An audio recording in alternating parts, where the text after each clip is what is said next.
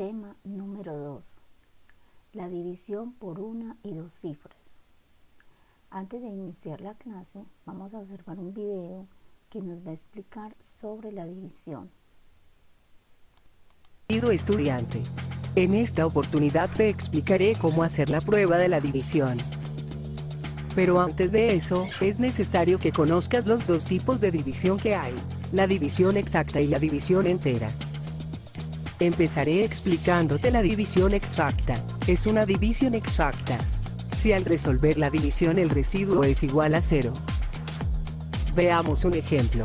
La división de 54 entre 2, si quieres practicar la división, pon pausa al video y cuando tengas la división resuelta, lo continúas. El residuo en esta división es igual a 0. Te enseñaré a hacer la prueba de las divisiones exactas. En este caso es de la siguiente manera. El dividendo debe ser igual a la multiplicación del divisor por el cociente. Haremos la prueba de la división anterior, donde el dividendo es 54, el divisor es igual a 2, y el cociente es 27. Hacemos las respectivas operaciones. 2 por 7 es igual a 14, colocamos el 4 y llevamos una, luego 2 por 2 es igual a 4, pero le sumamos el 1 que llevábamos y colocamos el 5, y tenemos que el dividendo efectivamente es igual a la multiplicación del divisor por el cociente. Ahora te explicaré la división entera. Es una división entera si queda un sobrante o residuo al resolver la división. Veamos un ejemplo. La división entre 87 entre 7, si quieres practicar la división, pon pausa al video y cuando tengas la división resuelta, lo continúas. El residuo en esta división es igual a 3. Te enseñaré a hacer la prueba de las divisiones enteras. En este caso es de la siguiente manera. El dividendo debe ser igual a la multiplicación del divisor por el cociente, y a esto se le suma el residuo. Haremos la prueba de la división anterior, donde el dividendo es 87, el divisor es igual a 7, el cociente es 12, y el residuo es 3. Hacemos las respectivas operaciones. 7 por 2 es igual a 14, colocamos el 4 y llevamos una, luego 7 por 1 es igual a 7, pero le sumamos el 1 que llevábamos y colocamos el 8, luego sumamos a esto el residuo que es 3, para obtener el 87. Tenemos que el dividendo efectivamente es igual a la multiplicación del divisor por el cociente más el residuo. Y eso fue todo para explicarte la prueba de la división. Bueno, después de observar detenidamente la explicación del video, vamos a hacer un repaso de la división. Recordemos que la división la estamos viendo desde el grado segundo, o sea que ustedes ya tienen conocimiento cómo se realiza una división. Entonces tenemos aquí la división. Acá Carlos tiene 18 balones, pero también tiene 3 cajitas. Debe repartir en partes iguales esos 18 balones. Entonces acá podemos observar que Carlos repartió los 18 balones en estas 3 cajas. Entonces, ¿qué hizo él? A cada caja le corresponde 6, pero ¿cómo me doy cuenta de que cada caja le corresponde 6 balones? Simplemente, como hay 3 cajas y hay 18 balones, yo divido 18 dividido 3. Entonces ahí es donde me doy cuenta que el número de la tabla del 3 que me dé 18, 6 por 3 da 18. Entonces quiere decir que le corresponden 6 balones a cada cajón, a cada cajita. Entonces acá podemos ver las partes de la división. Tenemos dividendo, divisor, residuo y cociente. Una división exacta es cuando el residuo termina en 0. Y una división inexacta es cuando la división termina en 1, en 2, o en 3, o en 5, en 8. O sea, termina en algún menos 0. Si le da 0 es porque es una división exacta. Entonces tenemos que recordar que el dividendo, el divisor, el cociente y el residuo. Porque acá en esto tenemos una actividad que nos pregunta sobre el video. Entonces, yo voy a dar una explicación de esas divisiones y cómo se les realiza la prueba. Ustedes no pueden escribir el mismo ejemplo que yo les doy, porque entonces les coloco ese punto malo. Tienen que inventar otra división para realizar la actividad. Entonces acá hicimos 54 dividido 2. Entonces, ¿qué digo yo? Un número de la tabla del 2 que me dé 5. Entonces, 2 por 2 da 4. ¿Y cuánto le falta para llegar a 5? 1. ¿Cierto? Entonces bajo el 4. Entonces acá tengo el 14 y digo, número de la tabla del 2 que me dé 14 o cerquita de 14. Entonces yo digo 2 por 7 me da 14. Acá es cuando yo digo que la división es exacta. Pero yo como pruebo si mi división está buena o mala. Entonces mire lo que yo tengo que hacer. Tengo que multiplicar el cociente, que es 27. A este es el que se le llama cociente. Y lo tengo que multiplicar por el divisor. Ese es el divisor. Entonces multiplico el cociente por el divisor. Entonces 2 por 7 me da 14. Llevo una. 2 por 2, 4. Y una que llevaba 5. Entonces me dio 54. Cuando yo hago esta multiplicación me tiene que dar este número de acá que se llama dividendo. Y ahí es donde me doy cuenta de que mi división está buena. Entonces miren, me dio 54 que es el dividendo. La división está buena. Ahora vamos a mirar un ejemplo con divisiones inexactas. Entonces podemos observar acá 85 dividido 2. Entonces yo digo un número de la tabla del 2 que me dé 8. Entonces sería 2 por 4 me da 8. Le coloco el 0. Bajo el 5. 2 por 2 me da 4. ¿Cuánto le falta 4 para llegar a 5? Entonces le falta 1. O sea que acá sobró residuo. A esta es una división inexacta. Pero yo necesito realizar la prueba para saber si está buena. Entonces, ¿qué voy a escribir para realizar si está buena? Escribo el cociente y el divisor. Entonces, cociente por divisor. 2 por 2 da 4. No llevo nada. 2 por 4, 8. Me dio 84.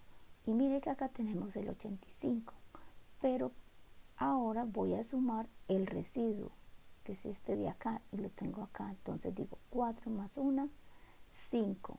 Y bajo el 8. Y mire que me dio el residuo, el dividendo me dio 85, que es este mismo de acá. Y pude comprobar que la división está buena. Recuerden que ustedes van a inventar otros ejemplos que no van a ser los mismos que yo realicé. Ahora vamos a pasar al segundo punto. Dice así: encuentra el resultado de cada operación en la sopa de números. ¿Qué van a realizar ustedes? Van a realizar la división y lo que les dé de cociente es el número que van a buscar acá en esta sopa de números. Entonces, yo hice esa división pero se me olvida, entonces anoto aquí a un ladito cuánto me dio de cociente. Al ladito de cada división coloco cuánto me da de cociente y luego busco la respuesta en la sopa de letras. Entonces, recuerden que acá van a escribir lo que encontraron de cociente. Deben de hacer cada una de estas divisiones. Pasamos al tercer punto. Dice, completa el cuadro, dividendo, divisor, cociente y residuo. También debo de hacer la división. Realizo la división, escribo cuál es el cociente y escribo cuál es el residuo. Que el residuo me dio 0, escribo 0. Que me dio 1 o me dio 5, lo escribimos acá. Y escribimos cuál es el cociente. Para poder llenar esta tabla tengo que realizar estas divisiones. Pasamos al cuarto punto. El cuarto punto necesitamos que estemos muy concentraditos. Dice así: observa el cheque que recibe mensualmente cada persona por su trabajo. Luego responde las preguntas. Entonces, Lorena Gutiérrez recibe mensualmente 1.579.860. Esto lo recibe mensualmente. Recuerden que el mes, aproximadamente el mes, tiene 30 días, ¿cierto?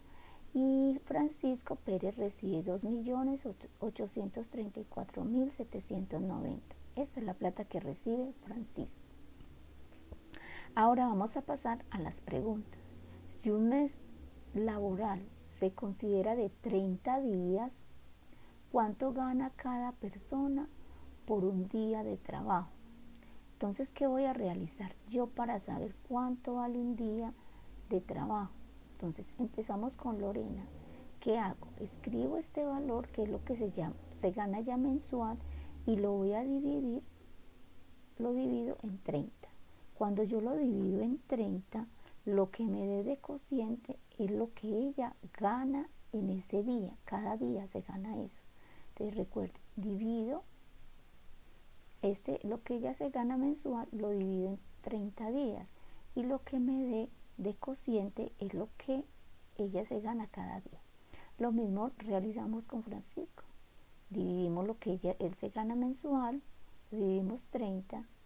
Y el cociente es el valor que él se gana cada día. Esas divisiones las deben de realizar cada uno. Bueno, luego dice, si a Lorena Gutiérrez le pagaran quincenalmente, ¿cuánto de dinero recibirá cada quincena? Muy fácil. Como ya sabemos cuánto gana cada día, que es lo que vamos a escribir acá, entonces yo esto que ella gana ese día lo voy a multiplicar por 15. Yo lo multiplico por 15 y ahí me va a dar el valor de cuánto gana quincenal. Así es que me voy a dar cuenta. Recuerden, lo que ella se gana en el día lo multiplico por 15 y me doy cuenta cuánto gana. Ahora vamos a pasar a Francisco. Imagínense pues que Francisco, él se quiere comprar un carro. El carro le cuesta 13.017.480. Le cuesta el carro. Él gana buena plata, pero no le da para comprar el carro inmediatamente. Entonces, ¿qué va a hacer? Francisco llega y dice, bueno, mi carro cuesta esta cantidad. Yo me gasto esto. Sus gastos ascienden a 1.750.000. Él se gasta mensualmente 1.750.000.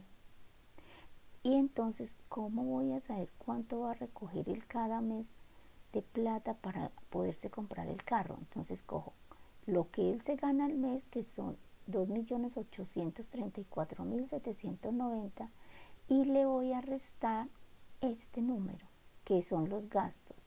Y lo que me sobra es lo que él puede ahorrar cada día. Un ejemplo, que le sobró 1.500.000. Si le sobró esos 1.500.000, entonces sumaría 1.500.000 cada mes y lo puedo multiplicar por 6, que son 6 meses. Entonces me doy cuenta en 6 meses cuánta plata recoge. Que todavía no le alcanza. Entonces en 8 meses, ¿cuánto recogería de ese 1.500.000 para ajustar para el carro? Y así sucesivamente hasta que encontremos el mes que corresponde para poder comprar el carro. Que se demora 10 meses para poder recoger la plata. Entonces escribimos, se demora 10 meses para poder recoger los 13.017.480 pesos. ¿Cómo hacen eso? Con la multiplicación, van multiplicando. Recuerden que a este número le van a restar los gastos y lo que le sobra es lo que él va a estar ahorrando. Bueno, ahora vamos a pasar la parte de geometría y vamos a observar el video. Recordemos que vamos a observar lo que es los polígonos. ¿Qué son polígonos? Acá el video nos va a explicar qué son los polígonos. Los polígonos. Un polígono está formado por una línea poligonal cerrada y su interior. Para que lo entendáis mejor, observad cómo esta línea recta se va convirtiendo en una línea poligonal. Es decir, va formando varios lados y al final se cierra. Pues bien, esto que veis es un polígono. Fácil, ¿no? Un polígono está formado por varios elementos. El lado es cada uno de los segmentos que forman el polígono. El vértice es el punto en el que se unen dos lados. Y el ángulo es el espacio formado entre dos semirrectas que se unen en un punto. Hay gran variedad de polígonos y por eso los clasificamos de varias maneras. La primera clasificación que podemos hacer es si son polígonos regulares o irregulares. Un polígono es regular si todos sus lados y sus ángulos son iguales. En estas imágenes lo podéis ver. Todos estos polígonos son regulares porque todos sus lados y sus ángulos son iguales. En cambio, estos polígonos son irregulares porque no todos sus lados y sus ángulos son iguales. Otra manera de clasificar a los polígonos es por el número de lados que tengan. Los polígonos que tienen 3 lados se llaman triángulos. Los que tienen 4 lados se llaman cuadriláteros. Los que tienen 5 lados, pentágonos. Los que tienen 6, hexágonos. Y así muchísimos más. Ahora vamos a descubrir los polígonos que se esconden en estas imágenes. Observadlos bien. ¿Veis algún polígono? ¡Muy bien! Como podéis ver, las pirámides, las velas del barco, estos edificios y los paneles de las colmenas donde las abejas hacen dulce miel tienen forma de polígonos. Ahora, para que no se nos olvide, vamos a recordar lo más importante. Un polígono está formado por una línea poligonal cerrada y su interior. Un polígono está formado por varios elementos: lado, vértice y ángulo. Los polígonos son regulares si todos sus lados y ángulos son iguales. Y los polígonos son irregulares si todos sus lados y ángulos no son iguales. Los polígonos también se pueden clasificar por el número de lados que tengan. Si tienen 3 lados, son triángulos. Si tienen 4, cuadriláteros. Si tienen 5, pentágonos. Y si tienen 6, son hexágonos. Pues ya hemos conocido a los polígonos. Son interesantes, ¿eh? Adiós, amigos, y no olvidéis suscribiros a... Bueno, recuerden que es importante que observen el video porque de ahí depende la realización de las siguientes actividades. Entonces, dice así: dibuja los polígonos que encuentras en el video. Ahí nos explicaron muy claro cuáles son los polígonos regulares y los polígonos irregulares. Entonces van a realizar lo que vieron en el video sobre estos polígonos. Luego dice: escribe y dibuja los elementos que tiene un polígono según el video. Ahí también nos están explicando qué elementos tienen los polígonos. Entonces, es importante que ustedes observen el video para poder contestar estas preguntas. Es muy sencillita.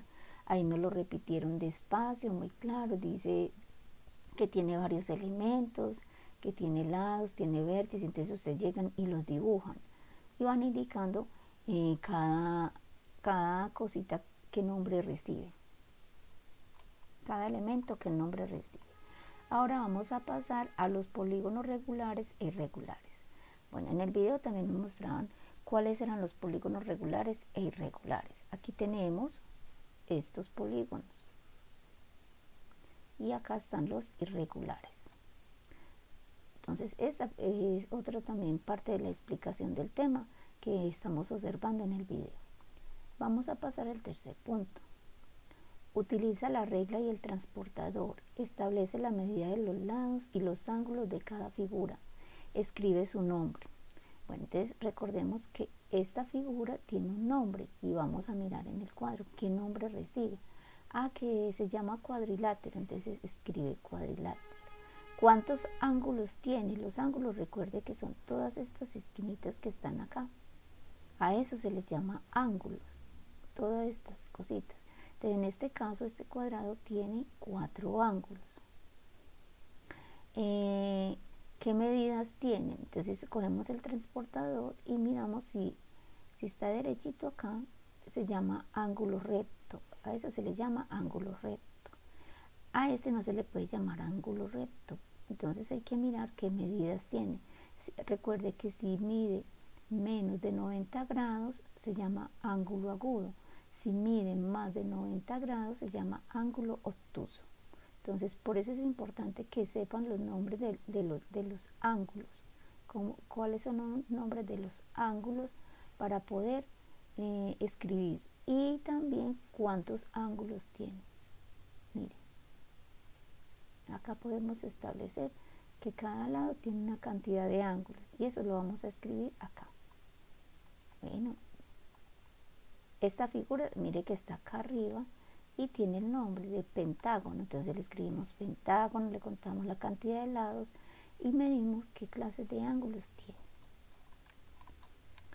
Ahora vamos a pasar a este cuadro. En este cuadro dice completa la tabla. Entonces acá dice triángulo, dibujamos un triángulo, cantidad de lados, entonces 1, 2, 3 lados, entonces escribimos 3 lados. Cantidad de ángulos, recuerden que es acá 1, 2 y 3 ángulos, y le escribimos los 3 ángulos.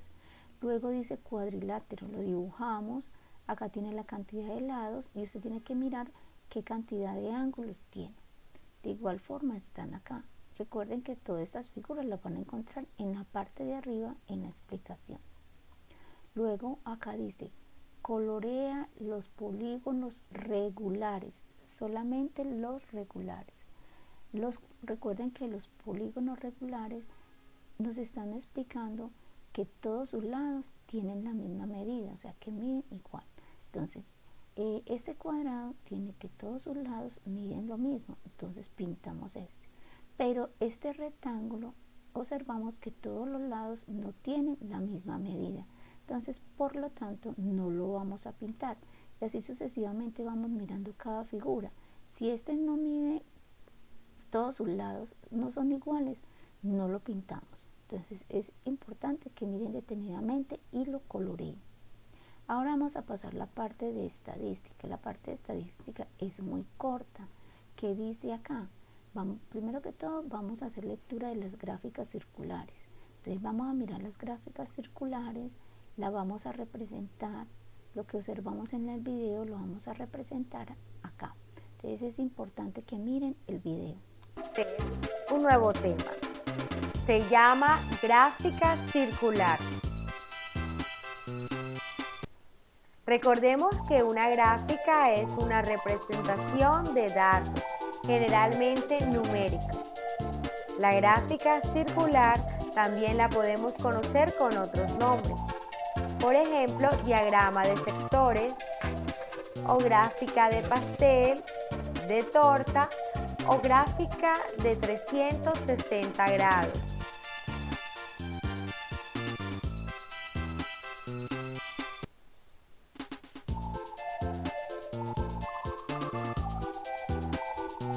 Podemos representarla con un círculo dividido en sectores o como la forma de un pastel. La gráfica circular se utiliza para representar información estadística. En una gráfica circular, cada dato representa una fracción del total.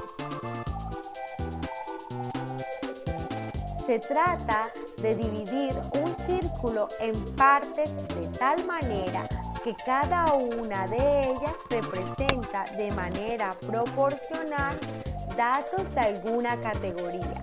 La suma de todas las partes debe dar el todo, es decir, el 100%. Veamos la siguiente ilustración. Observamos esta gráfica. El sector que estamos viendo tiene un valor del 75%. El sector faltante debe tener un valor de 25%. ¿Por qué? 75 más 25 es igual a 100. Veamos otro ejemplo. Este sector tiene un valor del 50%. El restante debe también tener un valor del 50%, porque 50 más 50 es igual a 100. Este otro sector tiene un valor del 40%. 40 y 40 es igual a 80. El sector faltante debe tener un valor del 20%, porque 80 más 20 es igual a 100. Si yo quiero representar una gráfica circular, necesito unos nuevos datos, el porcentaje y los grados. Vemos nuestra tabla de frecuencia. En la encuesta, ¿cuál es tu fruta favorita?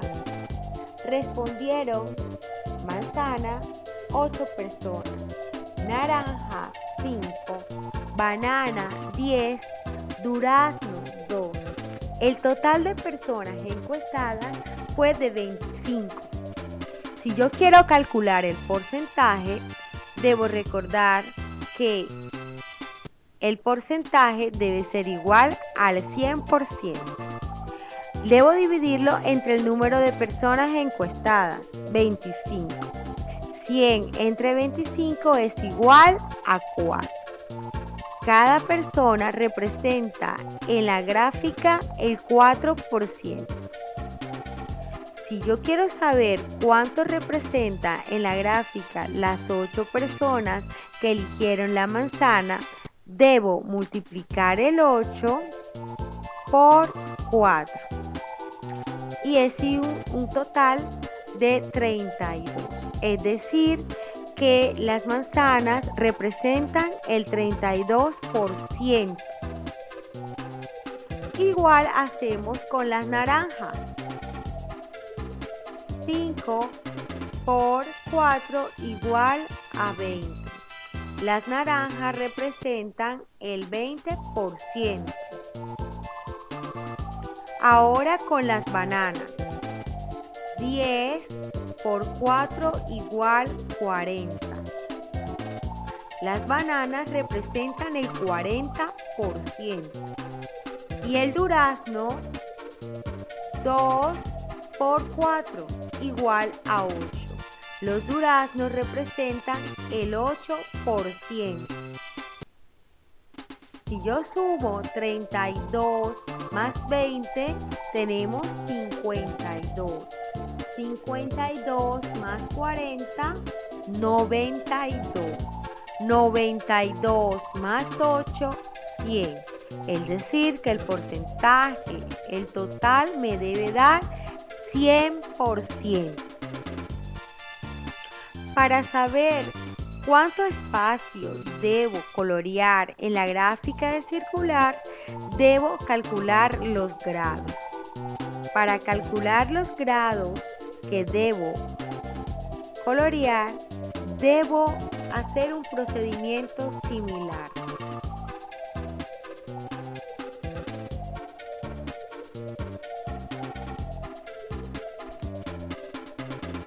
Recordemos que una circunferencia mide 360 grados. Esto lo divido entre el número de personas encuestadas, que son 25, y me da un total de 14,4.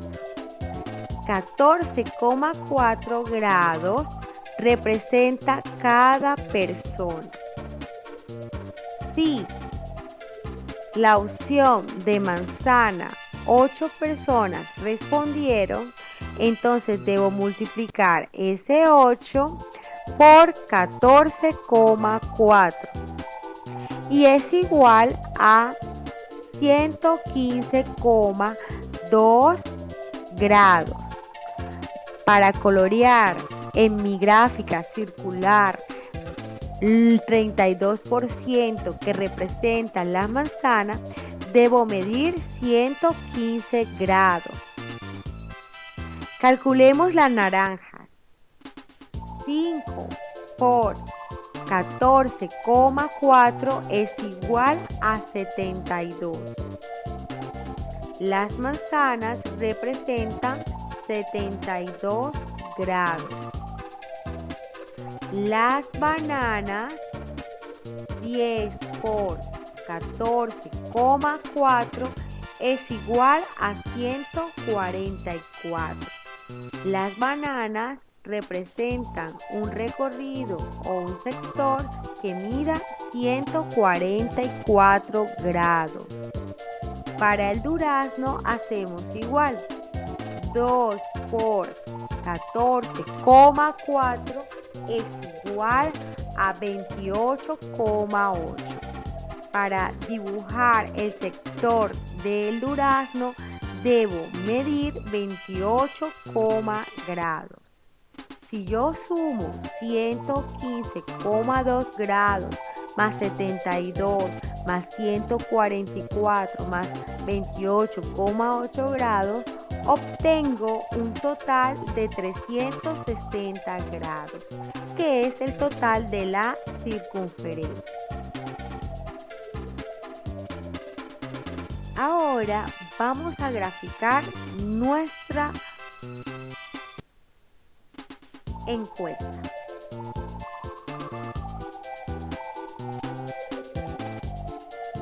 Aquí tenemos la tabla con todos los datos. Primero hago una circunferencia y luego mido los sectores. Utilizo el transportador para medir los sectores. Debo medir el sector para la manzana, uno que mida 115,2 grados. Cuando lo mida, puedo colorear el sector.